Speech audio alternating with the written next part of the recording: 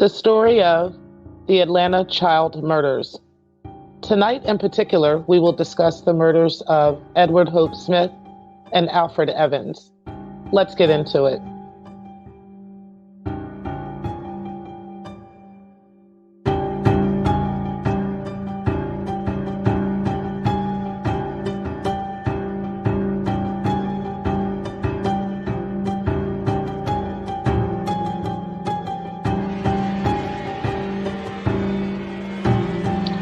Keep in mind, as we discuss and delve into the lives of each of the victims here, that these murders actually occurred more than 40 years ago.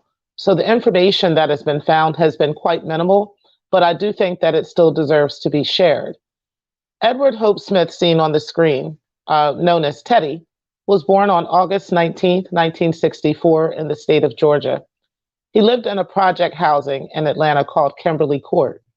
Now, he was an avid football fan and was very athletic. And at the time of his murder, he was actually gearing up to join his high school football team that fall at Farrell High School, where he would have been a freshman that year.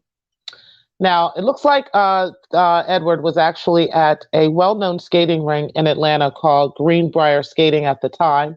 It's now called Jelly Beans and was well known and is a popular location that was actually referenced in ATL, the movie.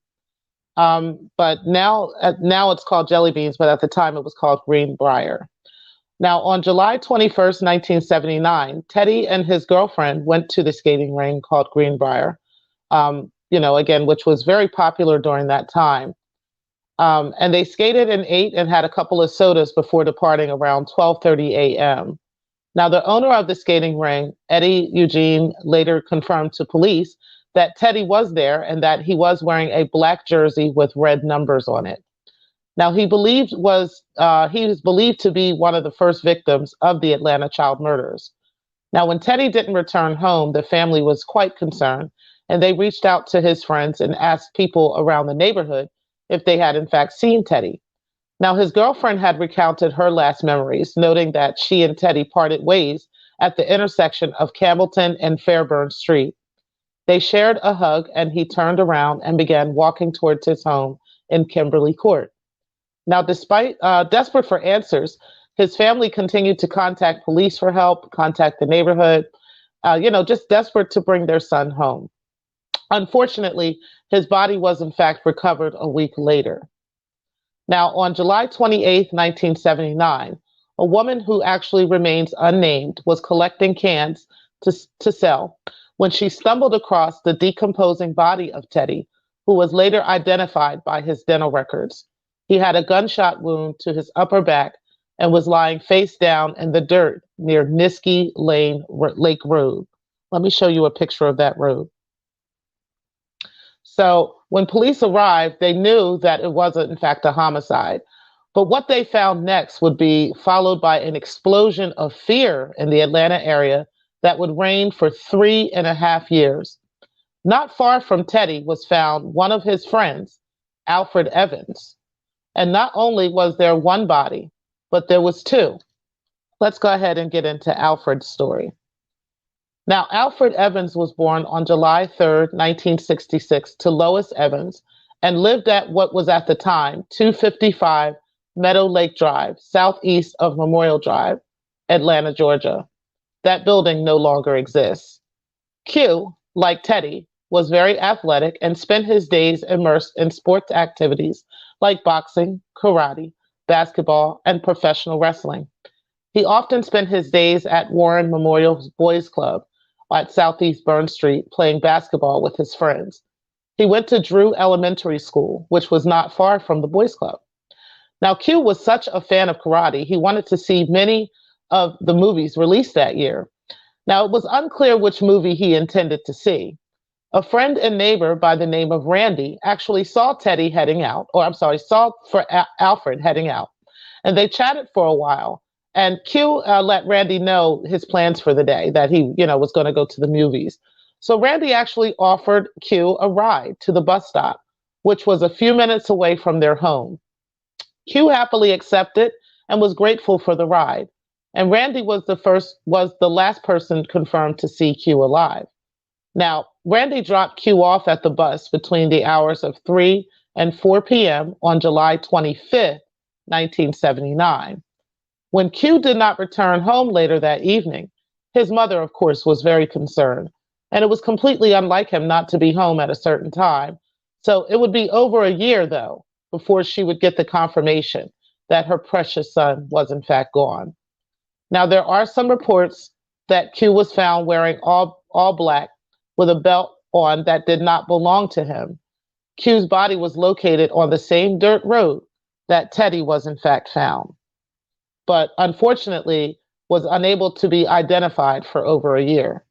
To this day, there is no solid evidence on why Q was there, and the cause of death was not officially confirmed. It was also speculated that he was strangled to death. Now, here's some other theories on what could have happened to the two boys. It is important to note that the racial climate in the area at the time between the years of 1961 and 1973 was, pretty bad.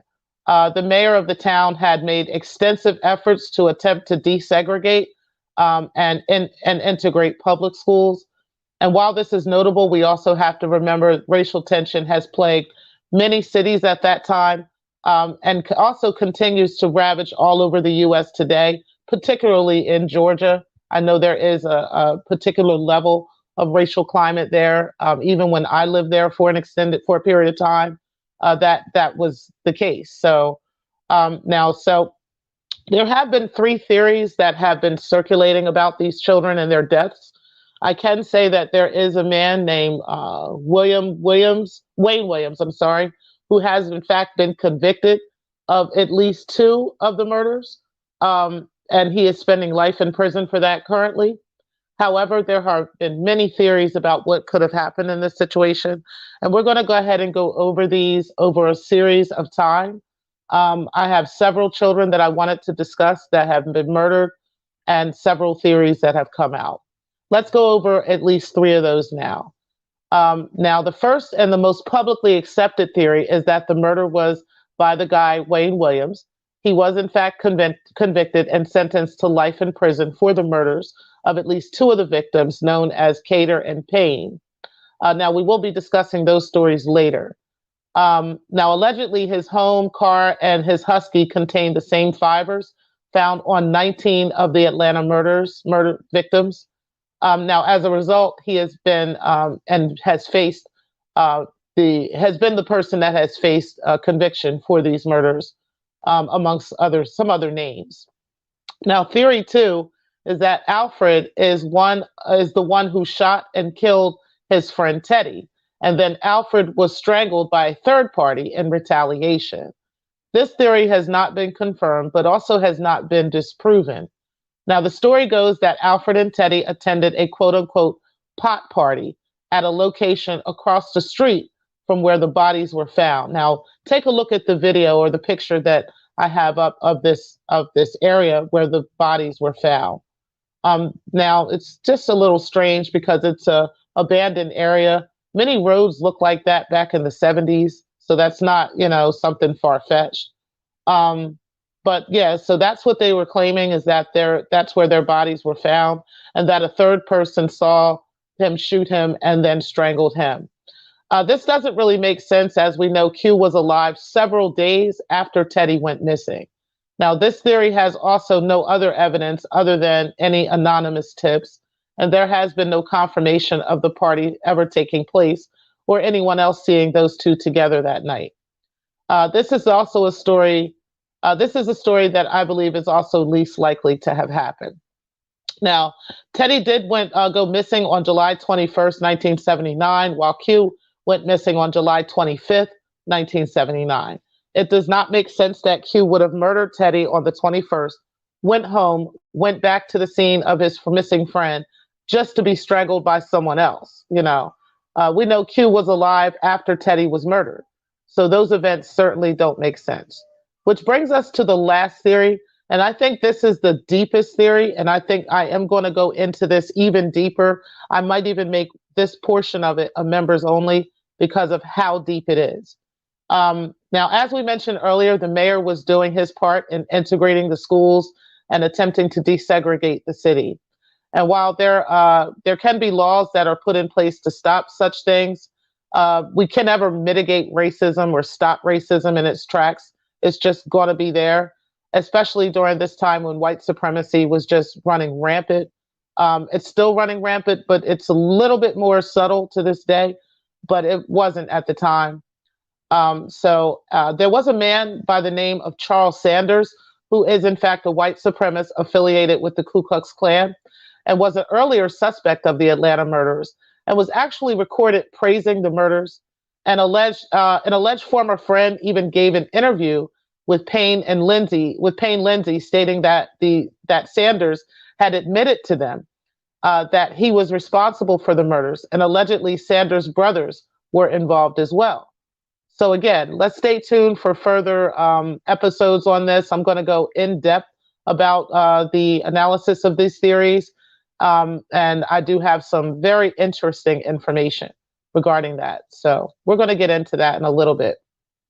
So again, many people have in fact speculated about what happened to the boys, but no one has ever been convicted. No one has ever been convicted of some of these crimes. Okay, especially with these two boys. So again, this is all speculation. We're going to go ahead and go back into it at another time. But I just wanted to start the story and let's leave you guys with some information on what I have found in regards to these two young boys. So I appreciate you tuning in.